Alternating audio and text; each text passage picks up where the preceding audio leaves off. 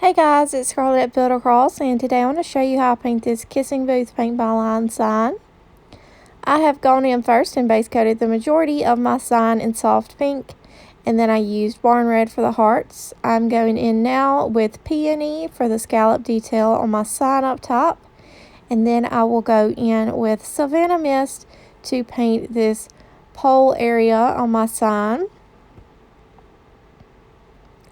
Once I'm done with that, I'm going to grab a sponge brush and I'm going to use the end of it to do polka dots on the bottom part of my sign, and I'll be using both barn red and peony for those polka dots.